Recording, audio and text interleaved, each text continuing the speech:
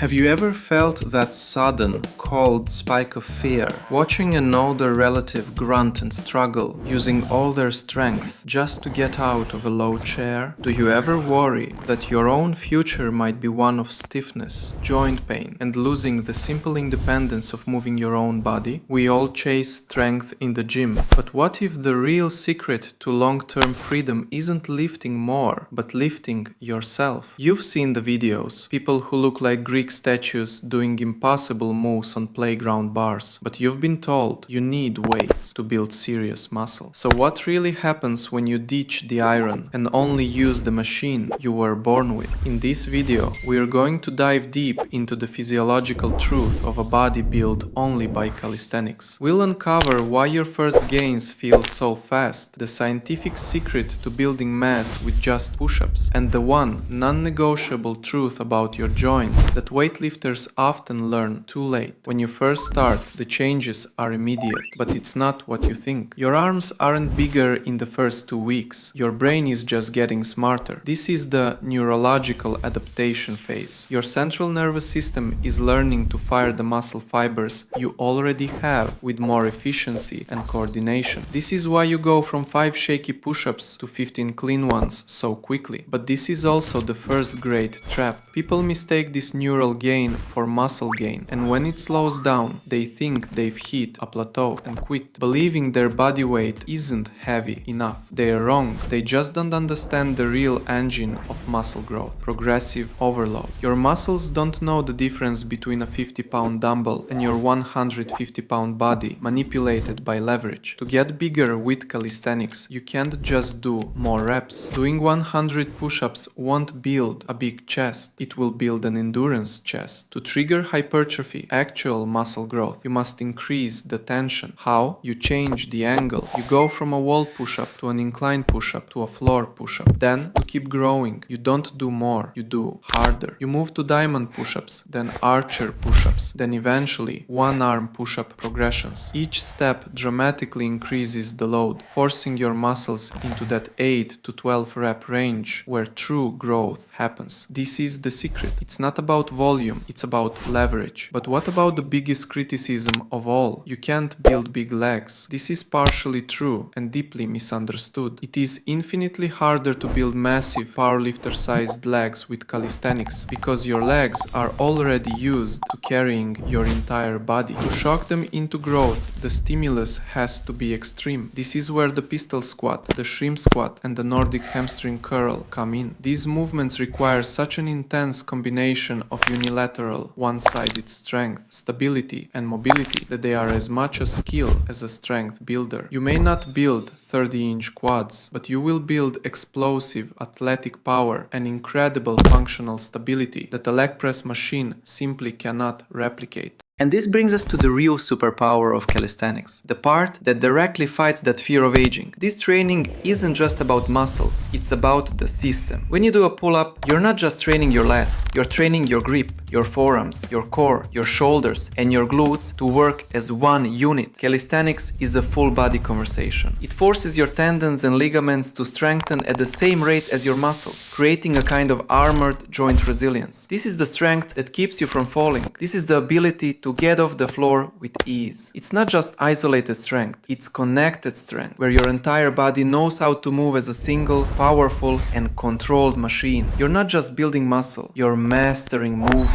And that's a freedom that no dumbbell can ever give you. If this knowledge has awakened something in you or helped you in any way, then be sure to subscribe to this channel so we can keep bringing you more videos like this. Thanks for watching, stay curious, stay sharp, and I'll see you in the next video.